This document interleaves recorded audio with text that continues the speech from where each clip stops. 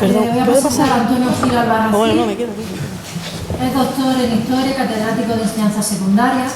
Entre sus galardones y reconocimientos destaca Medalla de Plata de la Asociación Española de Amigos de los Castillos, ponente invitado a la jornada sobre las fortificaciones en la Guerra de la Independencia de la Asociación Española de Amigos de los Castillos, celebrada en Madrid, profesor invitado al cuarto ciclo de conferencia de la Cátedra General Prim del Centro de Historia y Cultura Militar en Barcelona, ponente de la jornada de seminario de las fortificaciones de los Santonini en Cuba, celebrada en Barcelona, concesión por el jefe del Estado Mayor del Ejército de diploma de reconocimiento por la especial contribución en fomentar las buenas relaciones, el reconocimiento y la imagen del Ejército de la sociedad española, y académico correspondiente de la Real Academia de Bellas Artes de San Fernando en Madrid y Nuestra Señora de la Angustia en Granada. Entre sus libros y artículos relacionados con fortificaciones destacan Francisco Ruiz Garrido, arquitecto almeriense del siglo XVIII, el fuerte de San José en el Parque Natural de Cabo de Gata-Níjar, la batería de San Felipe de los Escuyos en el Parque Natural de Cabo de Gata-Níjar, los castillos de Rodalquilá en el Parque Natural de Cabo de Gata-Níjar, la defensa de San Pedro a Mesa Roldán en el Parque Natural de Cabo de Gata-Níjar, Atalaya y Fortaleza, el mismo Parque Natural, arquitectura e historia de Roquetas de Mar, Almería, arquitectura e historia de Tulpí, Almería, documentos para la defensa de la costa del Reino de Granada de 1497 a 1857, Almería, las defensas exteriores, castillos, fortificaciones y defensa, y el último libro editado, que bueno, antes está mostrado la imagen, que recientemente se ha publicado este año, La Plaza de Armas, más de 1000 años de fortificación. Tiene numerosos artículos, comunicación y ponencia, aparecidos y expuestos en los congresos y revistas a nivel internacional e internacional, y nos va a hablar de la Plaza de Almería, la pervivencia del sistema defensivo tradicional. En primer lugar, muchas gracias por su asistencia y sobre todo a la organización por haberme invitado a estas jornadas.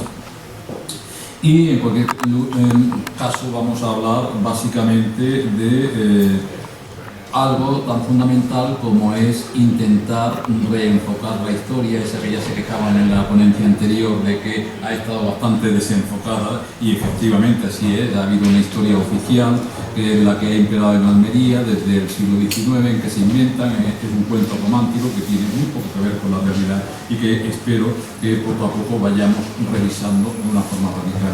Yo en este caso la voy a revisar a partir de lo que es el tema de las murallas. En primer lugar, tienen ustedes aquí un plano que se ha hecho profeso para el libro y que naturalmente en este sentido lo que plantea es pues en torno a la Alcazaba, de la cual, como han hablado casi todos, yo hoy no voy a hablar, lo dejamos para otra ocasión, y voy a hablar de los restos de las murallas de la plaza.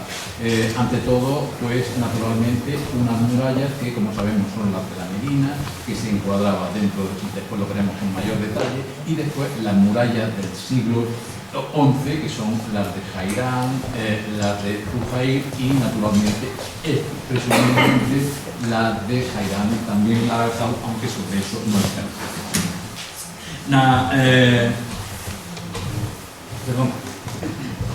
Pero ante todo, quiero presentarles un dibujo hasta ahora desconocido, hasta que lo publiqué hace muy poco, que es un dibujo absolutamente extraordinario y sorprendente, puesto que representa la plaza de Almería en un dibujo románico del siglo XII, aparecido como máximo comienzos del XIII, aparecido en los anales genoveses, los anales llanuensis, que redactó en aquel momento Cafaro, el primero de los cónsules, al que tuvo la responsabilidad de atacar Almería en los años 1146, en el cual no se tomó la ciudad, y 1147, y en el cual se puede ver perfectamente un desarrollo de la plaza vista desde el mar con los siguientes elementos.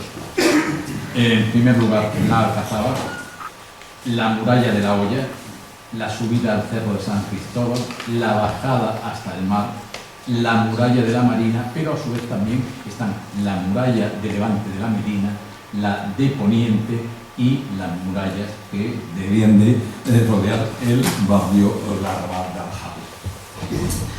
Naturalmente hay que indicar que no es un dibujo único, aparece junto a otra serie de dibujos, en total unos 80, de los cuales 40 aproximadamente son de fortalezas. Otros se refieren a aspectos tales como la flota genovesa, con todos sus personajes que venían, probablemente así eran los barcos que venían a la conquista de Almería, o bien aspectos militares mucho más sintéticos, como el caso de Menorca, donde lo único que aparece es una especie de paredón almenado sobre una roca, o que evidentemente es algo mucho más elemental que lo que sería la complejidad, o el caso de Tortosa, que todos sabemos que es una plaza mucho más compleja que una simple torre, por muy elevada que esté. Naturalmente, en este sentido, hay que indicar que, son extraños la existencia de este tipo de dibujos en aquella época, pero normalmente casi todos los que hay son de carácter religioso, es decir, sirven para presentar dónde se ubican en las ciudades las basílicas, los lugares de peregrinación, y naturalmente en este sentido un dibujo de una plaza fortificada en Occidente y en el Islam es una absoluta excepción en el siglo XII. Siguiendo en este sentido, pues una actualización, pues naturalmente aquí tenemos, lo voy a pasar muy rápido precisamente para no entretenernos. En primer lugar, lo que era la Medina de Abderramán III, que a los pies de la Alcazaba incluye pues lo que ya hemos citado antes, la muralla del Barranco de Gorman, el Barranco de la Chanca y la muralla de la Marina. Naturalmente, en este sentido, en la época de Jairán se incluye este tramo, aunque todavía podría quedar una cierta duda de si el tramo que está inmediato a la Alcazaba, el tramo de la muralla de la Hoya, es de esa época o algo inmediatamente anterior dentro del proyecto global. En principio, mientras no tengamos nada que nos acredite lo contrario, dejémosla como muralla de Jairán. Y naturalmente, en este sentido, se completa en la época de Zuhair con la muralla de la Marina, según indica el propio Aludí, o naturalmente la de Al-Haud, que evidentemente también hay duda concreta acerca de su origen. Pero vamos a ver la cartografía histórica, que nos plantea aspectos muy interesantes.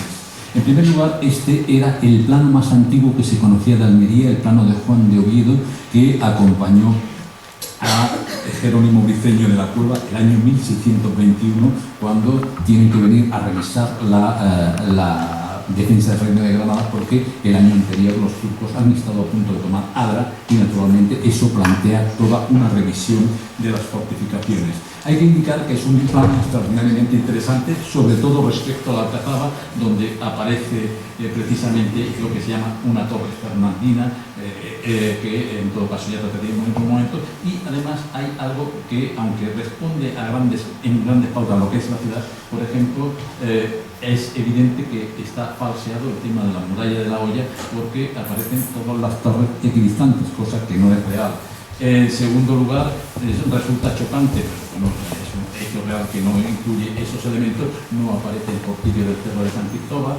El resto sí, evidentemente incluye la muralla hasta la puerta de Fulchena, y está claro que esta, que es un proyecto posterior de la época de Felipe III, pues todavía, aunque está proyectada la muralla de Felipe II, pero sin embargo no está construida, y él aporta otra serie de aspectos que completarían lo que finalmente se hizo. Fíjense que el semibaluarte de Coca o de Santiago, en ese caso, aparece como un baluarte completo con todas las circunstancias, o que además, para reforzar una parte que no estaba muy sólida, también incluye otro baluarte en la zona de contacto entre la muralla de la Marina y la de la Medina. Aparte de eso, todas las tres murallas que había, las tres puertas que había en la muralla del levante de la Medina, las reduce a una, y naturalmente en este sentido la hace entrada común tanto para la Medina como para la propia Alcazaba. Pero continuamos. Este es un excepcional retrato de Juan de Oviedo, que se debe precisamente al yerno de Velázquez, tiene un retrato de personajes sevillanos de primer orden y realmente extraordinario. Pacheco. A final del siglo XVII tenemos otro plano que tiene una importancia extraordinaria para Almería. Lo hace un arquitecto milanés al servicio de la corona española que se llama Hércules Toreus. Digo que tiene una importancia excepcional porque a lo largo del siglo XVII ha habido diversos periodos de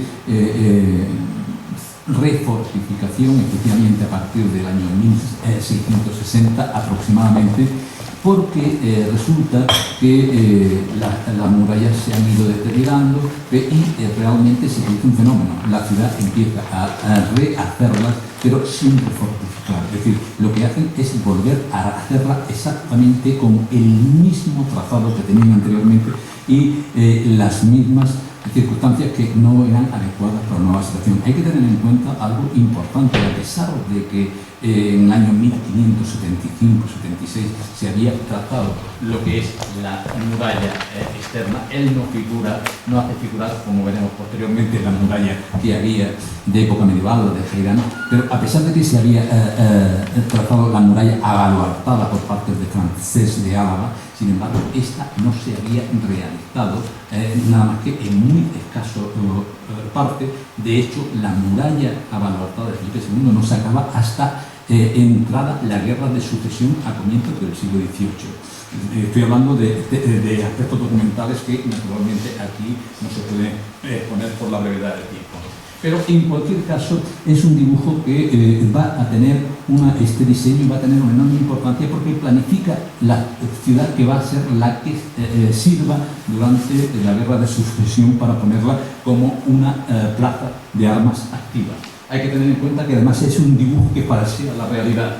Fíjense cómo precisamente pone como una línea continua la muralla de la Hoya y la continuación a partir de la Corva, a partir del Torreón Redondo, y sin embargo introduce en una parte muy ajena a la realidad el giro de la muralla para tomar lo que es el giro hacia levante. En cualquier caso, también es cierto que aquí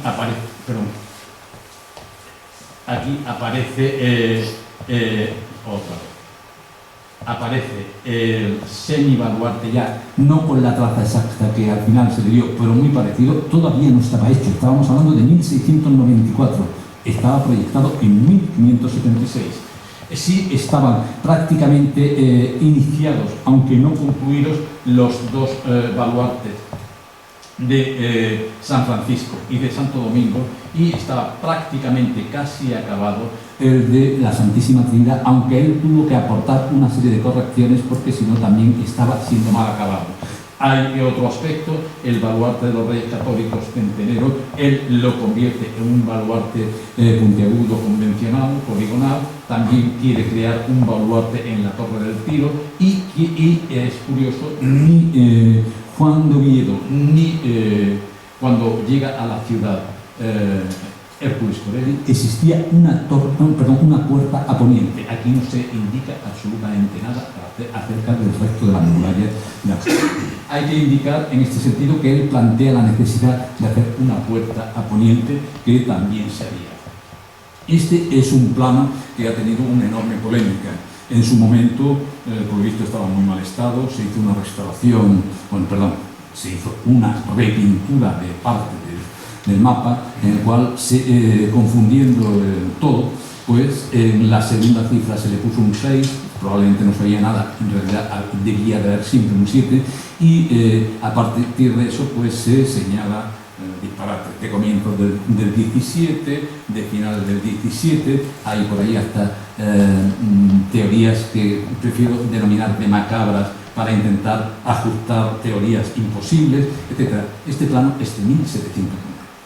Y es de 1709 porque hay un dato documental en las actas del ayuntamiento, aparece que en el mes de septiembre de 1709 se abre la Puerta del Socorro.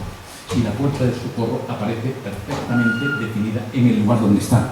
Claro, alguien podría decir, no, pero es que ya le había dicho que tenía que abrir Torelli, efectivamente, pero lo había situado aquí en medio, nada que ver con la realidad. Por lo tanto, hay un dato documental preciso que permite que este mapa se indique. Además, está dedicado al Marqués de Canales, y el Marqués de Canales deja de ser capitán general de la artillería española en 1710. Es decir, si no es de 1709, estamos hablando de los primeros meses de 1710. Yo me inclino por 1709, porque además hay otro aspecto importante. Debía de ser una especie de homenaje desde el ayuntamiento, que a fin de cuentas era el órgano rector de la ciudad, porque a partir de pocos meses después, el Marqués de Canales ha conseguido que el Estado Mayor de la Artillería de la Costa de Reina de Granada se asiente en Almería, lo cual realmente estamos ante una situación importante. Quiero llamarles la atención sobre otras cosas, porque es evidente que aquí tenemos literalmente todo lo que es el espacio de la Almería islámica, pero curioso, aquí también recoge el espacio de la muralla de Jairán, que aparece con toda una serie de restos. Después hablaremos un poco más de él. Y sobre todo quiero llamar la atención sobre esta aspecto. Hasta ahora nunca se había llamado la atención sobre el hecho de que ahí estamos en plena guerra de sucesión. No se olvide, y Almería fue bombardeada 2 veces por la flota anglo-holandesa, hecho que también era desconocido. Pues ahí se establece un fuerte atenazado según el modelo que desarrolló en el siglo XVI un ingeniero italiano que fue el constructor de los fuertes de El Áquila y San Telmo en el Reino de Nápoles. Con lo cual estamos también, que aunque de forma retardataria, estamos introduciendo nuevos elementos. Es curioso porque ese fuerte, claro, cualquiera que llegue allí, ¿dónde estaba? No queda absolutamente nada. Como muchas instalaciones de guerra, estamos hablando de algo que está hecho de tierra para soportar cualquier ataque artillero, y que naturalmente, una vez acabada la campaña, se desmantela y no ha quedado nada absoluto. Pero continuemos un poco más. Este es el extraordinario plano de Felipe Crame, 1741, en el marco de una de las muchas guerras que padeció España en el siglo XVIII, y naturalmente en este sentido, pues lo que resulta curioso no es solamente el hecho de que esté la ciudad islámica, la muralla de la Hoya, la muralla del Cerro, etc., sino que también recoge los restos de la muralla de Jaén, que siguen existiendo sin lugar a dudas. También recoge algo interesante, el arranque, aunque no la continuación, de la muralla del arrabal de Aljau. Y es evidente que es un ingeniero militar y que su obligación es preparar la ciudad para rechazar cualquier ataque naval, y entonces lo que hace es reforzar la muralla de la Marina, donde se ha arruinado el baluarte del Centenero, con una primera línea de baterías que se sitúan precisamente por debajo del nivel de la muralla para poder defender y rechazar cualquier ataque desde el mar con tiro raso, precisamente, que es el que más podía afectar a los cascos de madera de la marina de la época. Este es, ya avanzando al siglo XVIII, un plano que tiene enorme interés, y es precisamente por el hecho de que naturalmente recoge de Masdeu Fini, un ingeniero militar muy importante que después prosperaría a lo largo de su carrera, después de haber estado en Almería. Pero lo curioso es que, si nos fijamos, ahora tendríamos que tener más tiempo, pero vemos como buena parte de la Hoya está hundida, buena parte del Cerro San Cristóbal, vean el trazo mucho más débil, es porque está arruinado, y así distintas partes. Están los proyectos para restaurar todo eso sin alterar el trazado, y no solamente eso, sino las facturas y los presupuestos que indican que la obra se realizó. Y naturalmente incluso dicen documentos que se rehaga en tapial. Hay tapiales en el siglo XVIII y en el siglo XIX en las murallas de Almería. Finalmente, en este repaso, un par de aspectos en el siglo XIX, pues tenemos dos planos muy interesantes, hay alguno más, pero tenemos dos planos muy interesantes de Juan de Mata Prats, que naturalmente en este sentido vienen a señalar lo que es la ciudad, o lo que debía de ser la ciudad poco antes de la destrucción de la muralla. Tenemos algún ejemplo más. Si mal no me acuerdo, es de 1848, y naturalmente pues aparece toda esa ciudad donde ya prácticamente todavía quedan restos, pero casi han desaparecido los restos de la muralla de Jailán, donde naturalmente la muralla de Levante es la que aparece aquí, y en fin, este no da pie a otros aspectos que sí veremos en el siguiente. Este es célebre plano de 1852 que ha inducido a un enorme, digamos, a numerosas confusiones. ¿Por qué? Pues porque precisamente en una ciudad donde se plantea el gravísimo problema de que tiene un recinto excesivo que hubo que atajar porque no había ni iba a haber nunca una guarnición suficiente para su defensa, resulta que coge, y incluyendo como parte del recinto de la ciudad nada más y nada menos que todo este aspecto exterior, coge y casi duplica o le incorpora una cantidad imponente de información, señalando que eran restos arqueológicos de los cuales solamente quedan partes, etcétera, y toda una serie de datos históricos que son de extraordinario interés y sobre algunos de los cuales hablaremos posteriormente. Este es un excelente plano, es el plano de Coello, que naturalmente se hace está publicado en 1855, un año clave porque es el año en que se aprueba que Almería deja de ser plaza de armas y se aprueba la demolición de buena parte de la muralla. Probablemente el primer gran fenómeno inmobiliario, el primer gran pelotazo inmobiliario de la historia de Almería. Y que además, en función de eso, había que justificar muchas cosas, como veremos a continuación.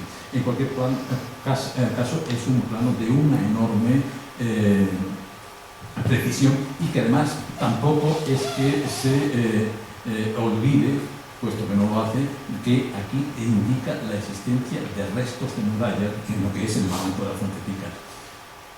Y finalmente creo que he seleccionado este de Manuel de Ramos de 1858, en el cual evidentemente ya se ha autorizado la demolición de la muralla, ya parte de la muralla de la Marina ha caído, pero sin embargo en los documentos de demolición se indica que tenían que conservarse tres fuertes, como tres fuertes individuales: la Torre del Tiro a poniente, el fuerte de San Luis en el centro de la muralla, que había sido el sucesor de la arruinada Torre del Centenero, del baluarte del Centenero, y el de la Santísima Trinidad.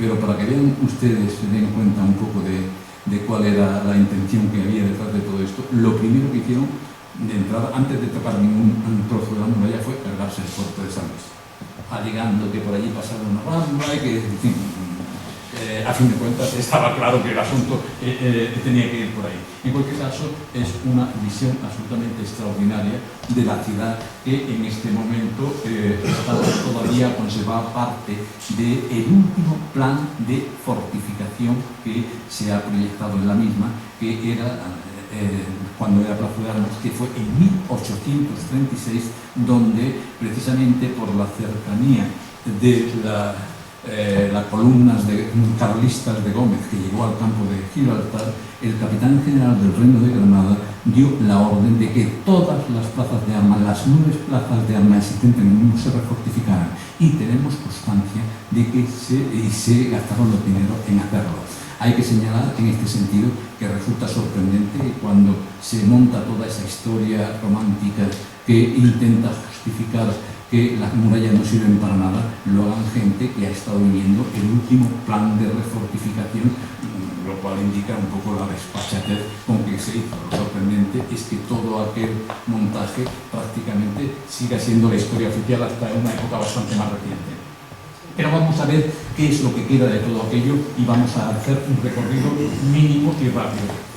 Esta es la Almería que había en el año 1900 y que naturalmente vemos que es la ciudad plana sobre la cual dominaba naturalmente la Alcazaba, la Hoya y la muralla de San Cristóbal. A fin de cuentas es el panorama que aún por suerte podemos ver en esta fotografía reciente de Carlos de Paz, que ha tenido la habilidad de superar todo lo que es la destrucción de la ciudad sufrida a mediados del siglo XX para poder todavía recuperar esta imagen de un conjunto de fortificaciones que sigue siendo extraordinariamente extenso, uno de los mayores de la península ibérica, sin lugar a dudas.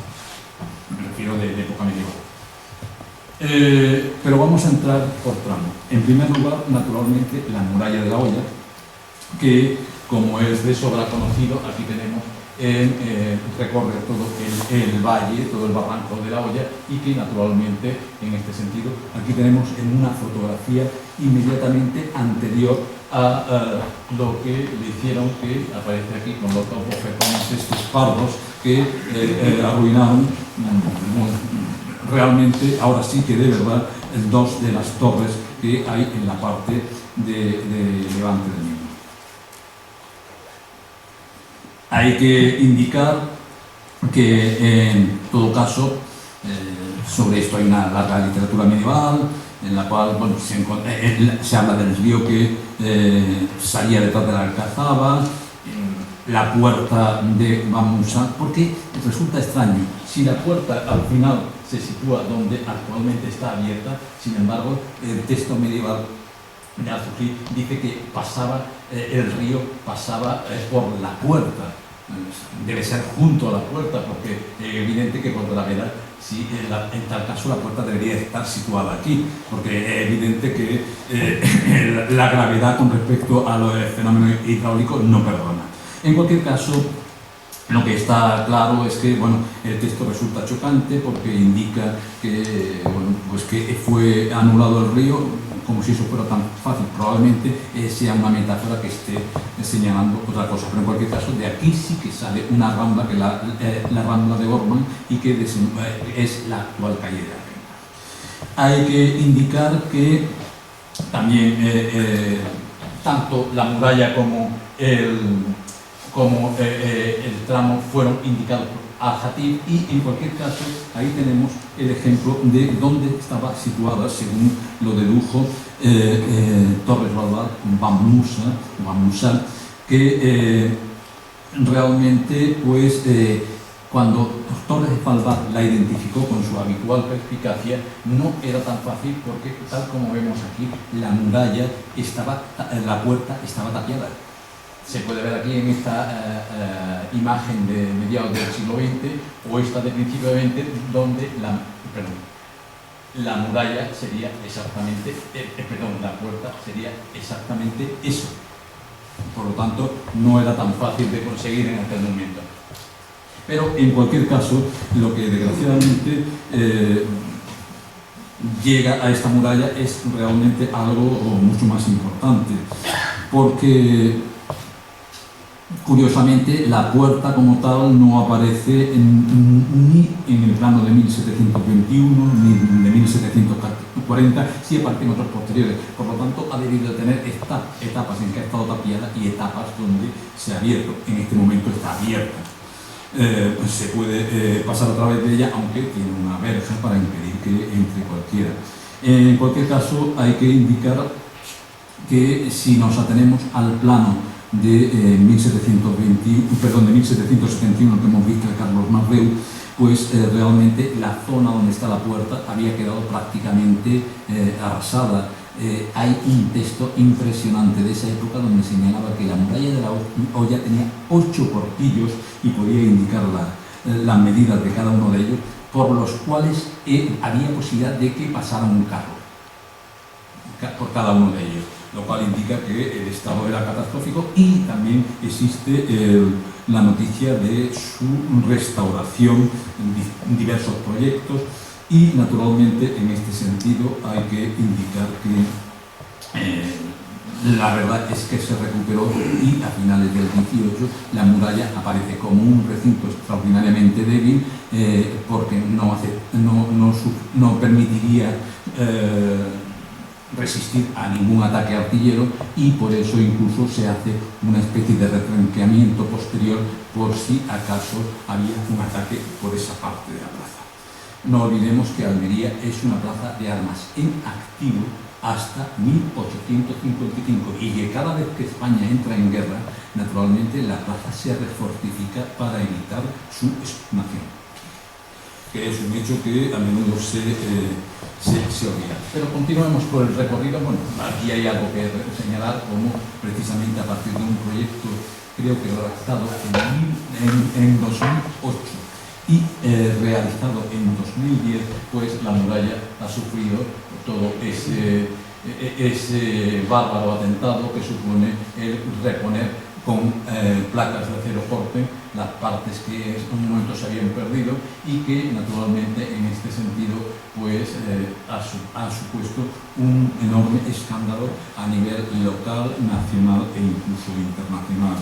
Aquí hay una muestra de cómo se produjo una manifestación de rechazo de la misma precisamente a comienzos del año 2011, puesto que evidentemente con este método tan sencillo acabamos de frivolizar o de malversar un paisaje histórico que se acercaba al milenio. Hay que indicar que incluso el acero corte destaca sobre todo un conjunto de muralla que naturalmente vemos al fondo la potentísima Torre Redonda. Nadie se fija que arriba está la Torre Redonda, lo importante es que está el bofetón Pardo. La muralla nos lleva desde la Alcazaba al Cerro de San Cristóbal, y allí tenemos también otro aspecto a tener en cuenta. Hay que señalar que, bueno, no voy a entrar en el tema que se ha dicho, que si la Almudaina, de que si aquí estuvo la ciudad emiral, que si... en cualquier caso, lo que es cierto es que sí tenemos constancia de que hubo un fuerte importante, como hemos señalado, a comienzos del siglo XVIII en la Guerra de Sucesión, y que incluso en la refortificación de 1836 se hace un fuerte que proyectó Juan de Mata Prats, que aquí lo tenemos antes de su destrucción. Me estoy refiriendo precisamente a la parte que utilizaba la muralla medieval, y con respecto a la ciudad había un pretil aspillerado que tenía como punto de avance la ermita de San Cristóbal, y que llegaba hasta el escarpe, que está desprotegido porque evidentemente no planteaba ningún problema. Una visión muy distinta de el Cerro de San Cristóbal, en un momento en que el valle estaba dedicado a cultivos y que tenía un aspecto bastante más humanizado que el que tiene ahora mismo, que hasta hace poco era pues de estercolero, de aparcamiento salvaje y de otras cosas por el estilo, o hace poco decorador de cine. Y naturalmente, siguiendo con esta, pues aquí tenemos una visión de la muralla prácticamente hacia 1950. Vemos parte del deterioro, porque hay que tener en cuenta que a partir de 1855 todo esto se abandona, hasta 1981 no tiene protección monumental, y es evidente que la llegada de la guerra civil impidió cualquier actuación notable en este lugar. Por lo tanto, tenemos que en 1955 prácticamente tiene un siglo de abandono, y el resultado es tan evidente como que vemos aquí. Vamos a ver las imágenes posteriores. Este es el resultado posterior, pero lo que es la Torre Redonda, a cómo estaba a principios de siglo y cómo está en la actualidad. No voy a entrar en el debate de ayer de que si realmente estamos ante un periodo, lo hablamos antes cuando se discutía Almorávide, Almohade, estamos hablando de 20 años de diferencia, señores. Pero en cualquier caso, sí quiero dejar bien claro algunos otros aspectos. Precisamente uno de los restos que quedan de esa torre el acceso aspillerado del puerto de San Cristóbal, en el interior están las escaleras muy anteriores. de acceso al adarve que en este momento se encuentran tapiadas, pero sí queda lo que es el muro envolvente aspillerado. Y naturalmente este era el estado de la muralla de Cerro San Cristóbal hacia 1956. Estamos viendo cómo se ha perdido aproximadamente casi 1 metro, o por lo menos más de medio metro de profundidad de lo que era la superficie exterior. Y recuerdo precisamente cómo hace poco una visita de alguna persona a este espacio me indicaba, naturalmente hablando de lo que eran el exterior de las murallas, que era indudable que era taifa porque tenía un cierto grado de cal, etc. Evidentemente, ni que decir tiene que aquí tienen ustedes los señores, las personas, los obreros que estaban rehaciendo la muralla exactamente entre el año 1958 y 1960. Como vemos, la situación de la muralla era realmente tremenda. Buena parte de la adarve había desaparecido por completo. De hecho, era facilísimo que hubiera boquetes, que no se aprecian en esta fotografía, pero que evidentemente están los sistemas que no diferían en absoluto de tapiales para reponer la muralla con el mortero de cal, que no diferían en absoluto de los que se podían haber utilizado anteriormente. Y cuando estoy hablando de anteriormente, estoy hablando de hace bastantes siglos. Y este es el resultado final que resulta de toda esa actuación que naturalmente en este momento se...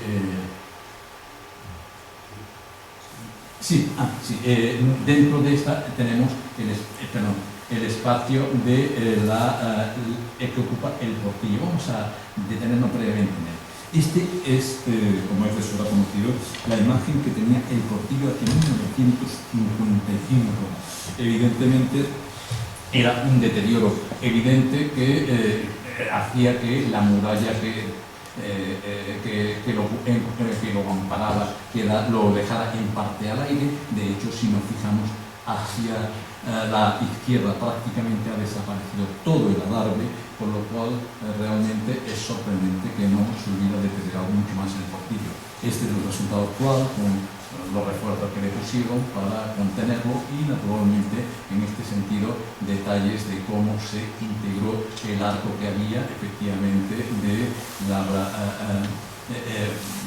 cargo califal. Realmente hoy sabemos que es taifa porque naturalmente es de Jaén, pero sin embargo sigue utilizando de forma retardataria la tecnología califal. Y aquí tenemos otro aspecto muy interesante, que es cómo la parte exterior de la puerta naturalmente se refuerza, porque hay que tener en cuenta que este tramo de la muralla es un tramo que ha sufrido durante los distintos asedios una destrucción brutal. Entonces, en este caso se refuerza con un muro isógono que naturalmente indica otra cultura y probablemente sea parte, junto a las torres, de una reconstrucción después de la construcción. Naturalmente esta es la parte que hemos indicado al comienzo, y esta es la exterior, que como vemos es adintelado, y además el adintelamiento continúa con losas planas que cubren el techo, a diferencia de la otra parte de la salida, que es un arco. Naturalmente, en este sentido, bueno, la hornacina, si estamos hablando de una lápida, de otra cosa, por ahora lo que hay es un espacio abierto, aproximadamente rectangular, y cuya profundidad en su origen desconocemos. Naturalmente, esto lleva a otros aspectos. En total se hacen 4 torres nuevas. Hay que indicar algo muy importante. Hasta ahora ha estado poco enfocado el aspecto de que el año 1147, lo que se produce en Almería, como he dicho hace un rato, es una actuación de la Segunda Cruzada, y que naturalmente estas 3 torres que hay aquí, más una cuarta que hay a la derecha, pues resulta que es muy probable que por similitud con las murallas de Ávila, que son contemporáneas, y con otros elementos, sea una reconstrucción de la conquista cristiana, de la conquista cruzada de la ciudad. Yo no he tenido ningún inconveniente en llamarle directamente Torres Cruzadas, porque precisamente eso indica claramente y las identifica con el hecho. Hay que indicar que efectivamente hay refuerzos de muros, pero no significa que se haga un muro nuevo, sino que la destrucción de la muralla era de tal calibre que naturalmente hay que reconstruirla. De hecho, esta torre hay que rehacerla casi entera. Pero, ¿cuándo? Después de este ataque de 1147, después del primer ataque almohade de 1151 o 53, etc., después del último, realmente por ahora no tenemos datos para señalar, o incluso, ¿por qué no?, después de 1309. Cuando yo ayer insistía en intentar localizar cada una mediante pruebas arqueológicas que naturalmente permitieran la cronología, me estaba refiriendo a esto, no me refería a otras cuestiones. De hecho, hay algo fundamental que tener en cuenta. Cuando se produce una asedio de la ciudad, evidentemente lo primero que se procura es romper la muralla para poder acceder a través de ella. Y naturalmente, una vez que se ha conseguido el objetivo, lo que se hace inmediatamente es reconstruir la muralla, porque estando como estaba en un territorio hostil, se podía producir en cualquier momento el intento de recuperación por parte del poder que había perdido esa plaza. Naturalmente, la complejidad extraordinaria de esta muralla tiene que ver, de hecho, con los sucesivos ataques que ha sufrido y la enorme cantidad de urgentes reconstrucciones que ha habido para evitar que el enemigo consiguiera su objetivo y, naturalmente, que se produjera lo que no se deseaba. Naturalmente, a principios del siglo XX tenemos esas torres, pero además en una situación bastante curiosa. Hay que fijarnos cómo la Torre Redonda aún conserva ya bastante deteriorada parte del aspillerado que tenía a partir de 1836. Todavía queda parte del mismo, se puede ver en la parte interior. Y después otra guerra distinta. Desgraciadamente, todo lo que es el extrarradio de estas torres del Cerro San Cristóbal se convirtieron en un muladar brutal de basura que, después de una conveniente campaña de prensa, ha sido limpiado hace unas semanas. Y fíjense que cuando estamos hablando de limpieza estamos hablando de utilizar maquinaria pesada para... y yo, en el momento que estuve allí viendo aquello por casualidad, porque iba a otra cosa por aquella zona, a ver un torreón, pues resulta que me encontré que los camiones subían y bajaban permanentemente para llevar a cabo esta labor. Hay que indicar en este sentido que aquí tenemos una imagen realmente espectacular de cómo las modernas máquinas de la guerra contra la mugre y la dejadez naturalmente dan lugar a este nuevo tipo de perspectiva de las murallas.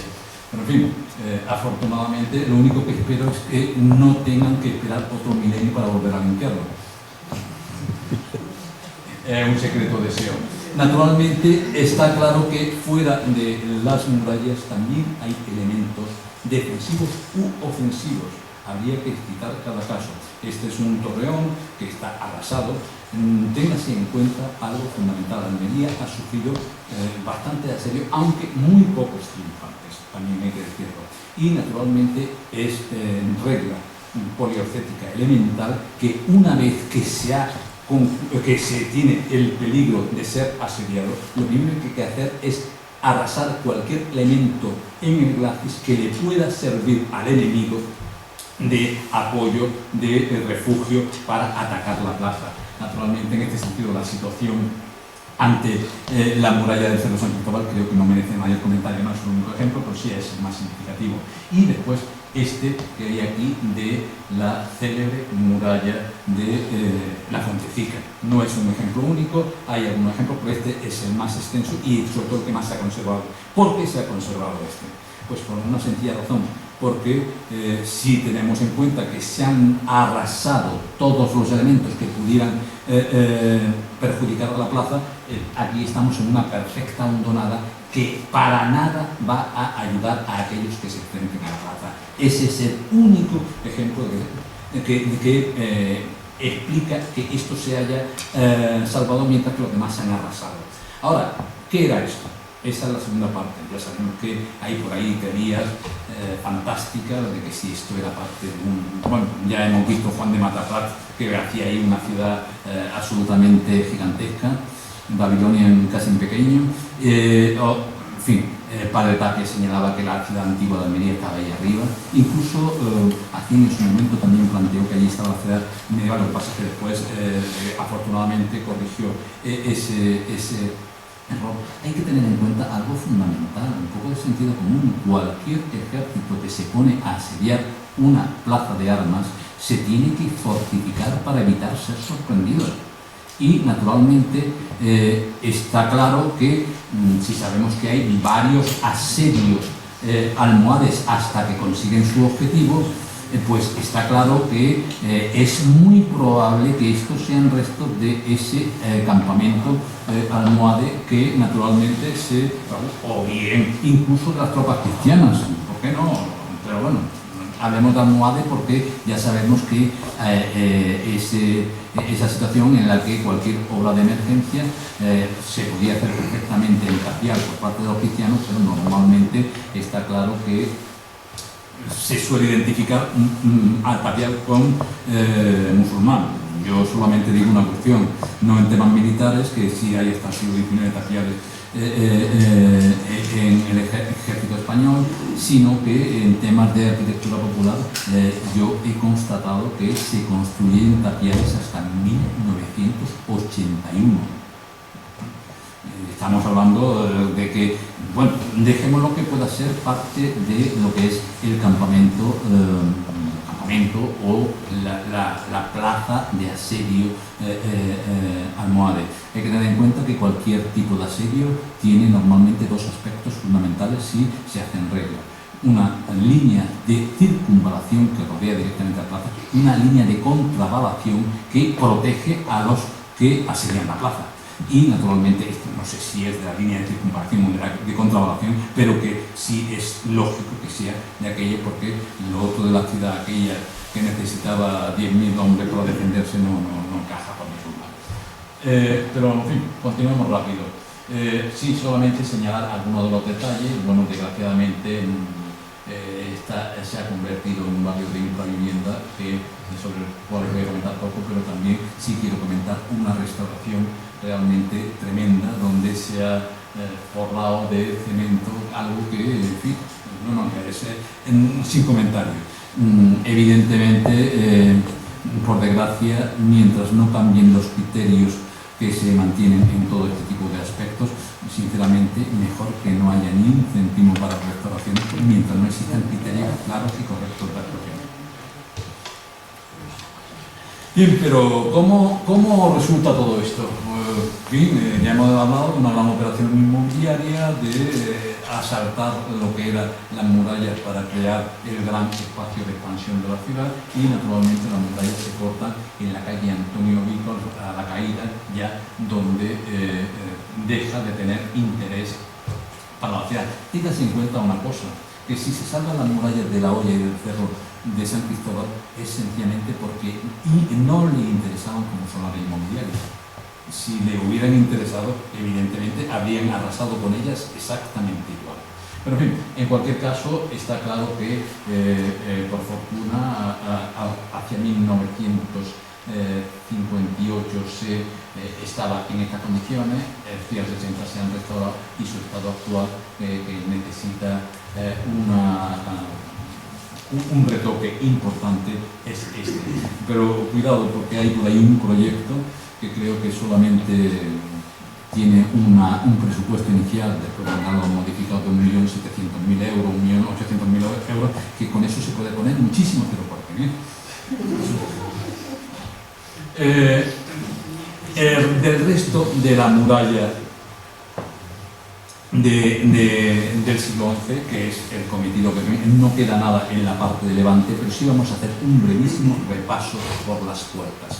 En primer lugar, la puerta de Purchena, la mejor documentada, la más importante de tierra de la ciudad, y naturalmente en este sentido hay que indicar que es una puerta, la antigua Bambayana, la que conducía a Pechina. Después se sabe que se cambia el nombre a Puerta de Purchena, y naturalmente en este sentido la documentación de finales del XV compatibiliza ambos nombres. Pero en cualquier caso hay que tener en cuenta que bueno, pues estaba formada por un gran patio, dos puertas, una de acceso exterior y otra de acceso propiamente a la ciudad. Y naturalmente se sabe, está documentado que, por ejemplo, en el año 1309, en el fracasado asedio de Jaime II de Aragón, pues precisamente fue uno de los lugares donde más se insistió y más se combatió, y evidentemente no pudieron tomarlo. Hay datos posteriores, en 1522 se habla de la restauración de la torre de la Puerta de Purchena. En el siglo XVII pues hay aspectos ya tan chocantes que indican a veces las angustias de la ciudad, que como señalar que en un momento en que había amenaza de desembarco turco, junto a los pocos elementos de la guarnición, las compañías de socorro, se sumaron los vecinos, pero como no había armas para ellos, se dice directamente en un documento que se defendieran con piedras. Tal cual. En fin, hay muchísimos detalles. En 1694 Hércules Torelli aconsejó reforzar la defensa de esta puerta con una media luna, o en su defecto con empalizada de racillo, también lo dice con respecto a otras puertas. Y naturalmente en este sentido también plantean problemas de protocolo, es decir, era normal que el ayuntamiento, que tenía entonces unas funciones militares evidentes también, tuviera por protocolo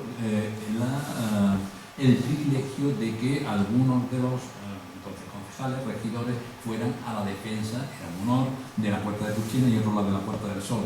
En un momento determinado, en plena guerra de sucesión, cuando hay una amenaza cierta de flota anglo-británica, Vela de Callar, que era el gobernador militar, dice que ni hablar, que allí se pongan militares, reglados, etc. Y eso provoca en las actas del ayuntamiento, están que arden, porque hay que ver qué ofensa se le había hecho al ayuntamiento en esas condiciones. Es decir, la vanidad también tiene mucho que ver con estos aspectos. Naturalmente, a lo largo del siglo XVIII hay muchísimos momentos en que se reforma, se refuerza, se restaura la puerta. 1714, 1724, y también otro aspecto curioso. Si conocen la topografía de Almería, y lo digo por supuesto, la Puerta de Purchena está en una zona elevada sobre el resto de la ciudad, y cuando se da la circunstancia que la rambla que pasaba por delante, que era la rambla Olfarero, que después se convierte en rambla de Obispo Olvera, estoy hablando de nombres actuales, los antiguos eran otros, pillaba la puerta, los pillaba despistados, entraba por la puerta y salía, después de cruzar por calle Las Tiendas y calle Real, por la Puerta del Mar. Hay algún ejemplo absolutamente extraordinario, creo que en 1769, cuando después de una avenida torrencial se entra por la puerta y casualmente en aquel momento la fuerza del agua era tal que la Puerta del Mar se cierra. Y naturalmente toda la ciudad se convierte en un gigantesco embalse que va subiendo el agua hasta que finalmente la fuerza de ese embalse rompe las puertas de madera y puede convertir en el desagüe de ese gran pantano a la Puerta del Mar.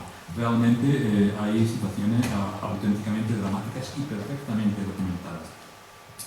En fin, la Puerta de Purchena, señalar algo importante, bueno, tiene su función, pero es curioso porque todo lo que era la puerta que había, que probablemente no era ya la medieval, porque es algo que se está retocando, que se cerraba cada día, etc. En el año 1836, en plena guerra carlista, Joaquín de Vilche, gobernador de la plaza, plantea la renovación por aquello de que había que hacer una ciudad nueva, y naturalmente empiezan, cosa sorprendente, a demolerla para hacer una nueva puerta neoclásica. Realmente hay muchísimos problemas porque evidentemente eso cuesta dinero, el ayuntamiento no tiene la habilidad ni los recursos necesarios, tiene que hacer una colecta popular, la gente no está por la labor, y así sucesivamente hasta que finalmente se acaba de mala manera. Se pone una gran lápida precisamente recordando al promotor de esa nueva obra que embellecía la plaza de la ciudad. Y naturalmente en este sentido a continuación llegan los de Narváez, los conservadores, los liberales conservadores, y destruyen, retiran la lápida porque naturalmente eso era imperdonable. Llegan posteriormente en el año 1854-55 otra vez los liberales, naturalmente se aprueba en las actas municipales que se vuelva a reponer la lápida, y afortunadamente incluso nos dan exactamente el texto que tenía. Evidentemente la lápida se ha perdido, y así sucesivamente hasta que finalmente en el año 55 se aprueba la destrucción de la muralla, y en el año 56 se aprueba directamente la destrucción de la puerta de Cruchena.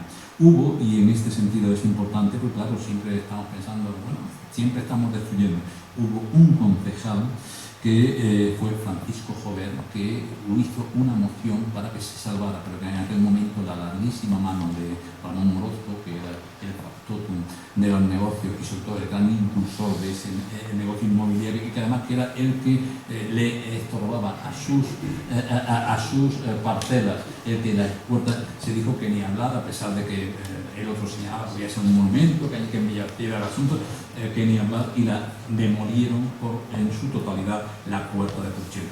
El resto de las puertas son bastante menos problemáticas, en el sentido que, bueno, de la puerta de Cruchena solamente señalar que cuando se ha realizado el parking, pues aparecieron parte de la muralla de Jairán, que desgraciadamente en un error imperdonable se ha vuelto a enterrar, y no voy a contar nada más. La siguiente puerta es la puerta de la Vega, la puerta cerrada, la de las Cantarerías, la de Bab al-Murabá.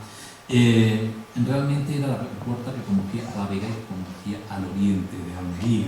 Hay que señalar que en este sentido está claro cuál es su origen, de la muralla de Jairán, y que además en el año 1309 pues, bueno, fue asediada de una forma brutal por 11 catapultas, y que se demolió incluso el parapeto inmediato a la puerta. Pero en cualquier caso, también sabemos que en 1480 había en su inmediación un depósito de cereales, y es curioso porque ya en 1491 está documentada como puerta cerrada. Probablemente fuera parte de lo que era la formación, la organización de la plaza para intentar evitar o superar un asedio. En cualquier caso, continúa como tal puerta cerrada, y en 1440, a solicitud de la ciudad de Almería, hay una real cédula de Carlos I proponiendo la apertura de la puerta de Níjar junto a las cantererías, por lo que suponía de facilidad para acceder a las tierras que había delante. Naturalmente, en este sentido, en este caso, hay algo realmente importante, porque esta puerta deja de tener función a partir de 1575, cuando Felipe II retranquea la muralla. Entonces la sustituirá la Puerta del Sol, pero ya hemos dicho que la muralla de Felipe II no se concluye hasta el siglo XVIII.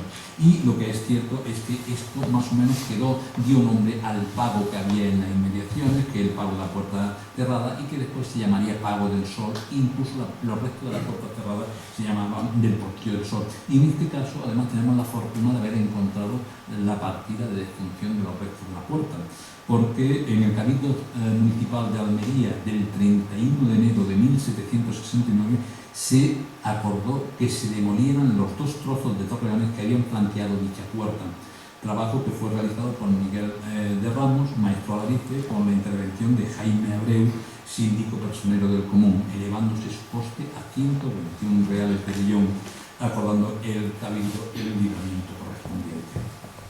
Es una puerta que tiene partida de nacimiento y prácticamente de defunción.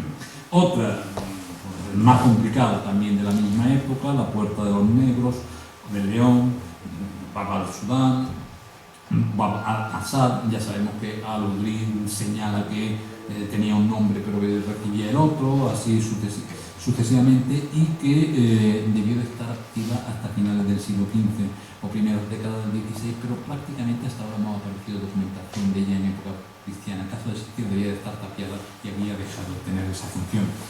Hay que señalar algo muy importante: delante de todas estas puertas y a levante había además otra cosa que hasta ahora había pasado casi desapercibida. Han sido documentadas 38 torres entre la muralla de Almería y el Alquián, de las cuales solamente queda una, que además probablemente sea de finales del siglo XX, que es Torre Cárdenas. El resto, todas han desaparecido. Bueno, en algunas queda el resto de su toponimia, es decir, lo que es el molino de la torre responde a una de esas torres que aparecen como tal.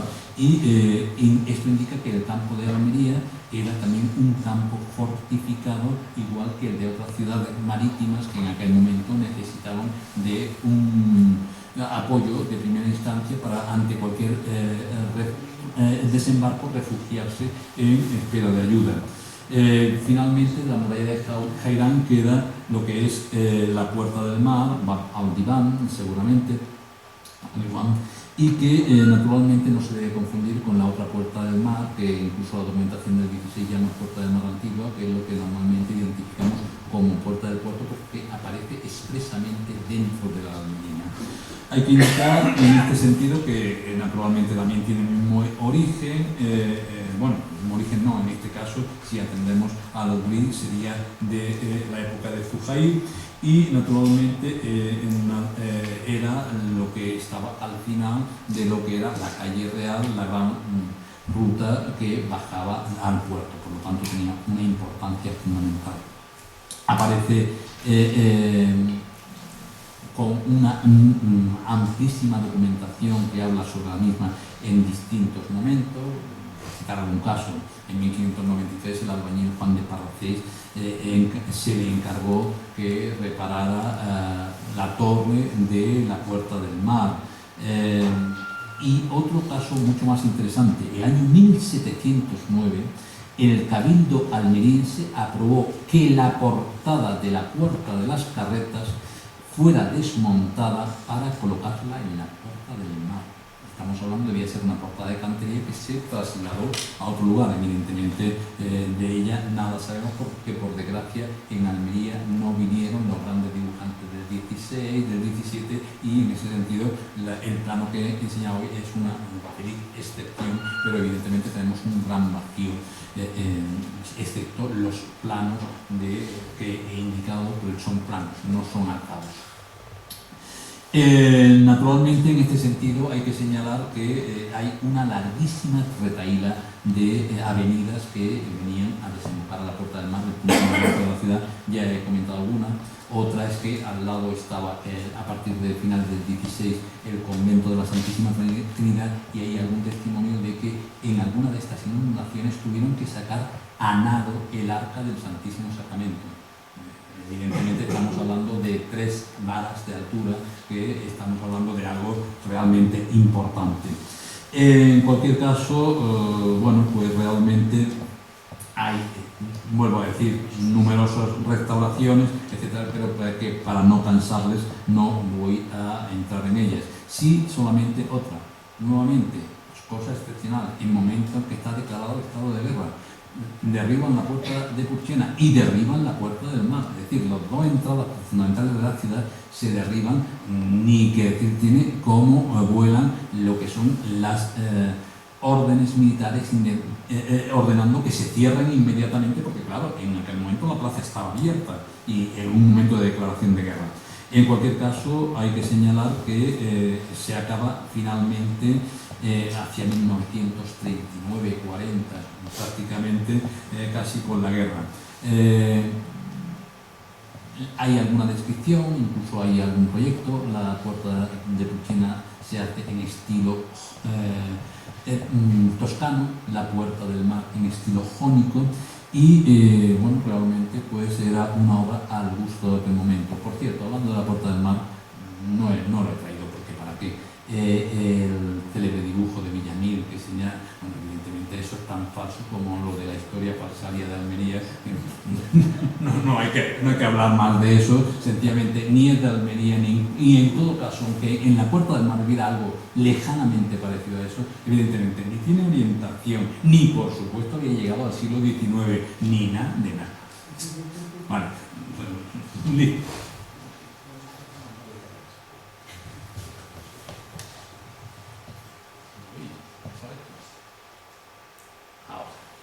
bien, lo único que nos queda es precisamente ya el remate con el barrio del Saut, de la Abandonada, que naturalmente en este sentido pues quedan una serie de aspectos importantes. Quedan en total 5 torres, aquí quedan 4, bueno, quedan 4 en la actualidad.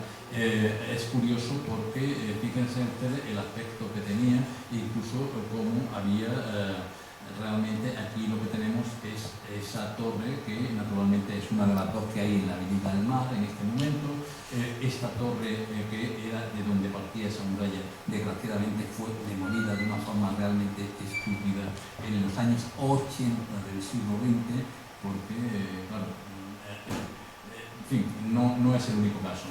Aquí vemos también muy interesante cómo está en el principio del siglo la torre a la que hemos hecho referencia, las dos la Calamina, los hornos de la Calamina, las dos que quedan en la calle Valdivia, e incluso hay una fotografía distinta que es mucho más interesante, donde vemos las dos que hemos indicado, la Calamina, aquí está la otra torre de la calle Valdivia, y aquí hay otra torre.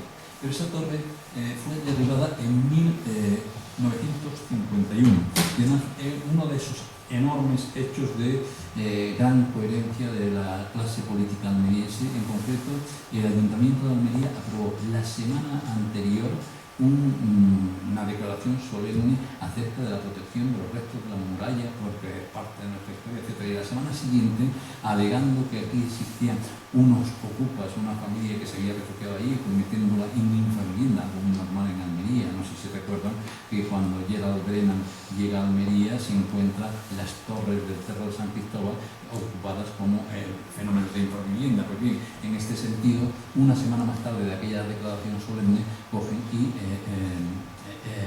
ordenan la demolición de la torre para no afectar a la vida de los que se habían refugiado allí. En fin, un disparate sobre otro, y en cualquier caso, lo que es cierto, en definitiva, es que hemos llegado a... esto es muy interesante. Fíjense ustedes el daño que se ha hecho en el último siglo. Esta es increíble porque está prácticamente completa toda la muralla de Poniente de la Almería, no la parte baja, pero hay un trazado que desgraciadamente no es que haya habido una voluntad de derribarlo como si hubo en la de antes, simplemente de Jared, Robbie, etc. Y en cualquier caso, lo que es cierto, no vamos a volver atrás, con estas dos torres se organizó hace poco un gran escándalo porque hace un año y pico, pues tenían que pasar un cable por la zona y no tuvieron más ocurrencia que coger y clavarlo en una de las dos torres de la Avenida del Mar. No he querido detenerme en eso, pero las fotografías de 1910 que he presentado de las torres cruzadas, se da la circunstancia de que tienen clavados los postes de soporte de la luz, que además en aquel momento debía ser muy pronto porque a fin de cuentas estamos hablando de casi el comienzo de la instalación de la electricidad urbana. En cualquier caso, y a pesar de todo, lo cierto es que seguimos conservando un espléndido patrimonio que además en este caso, como vemos aquí, con las torres que quedan, algunas de las torres que quedan en la zona de la Chanca, pues integran vida, cultura, historia y en definitiva algo que debemos de procurar para que se mantenga y no desaparezca o no se deteriore más. Muchas gracias.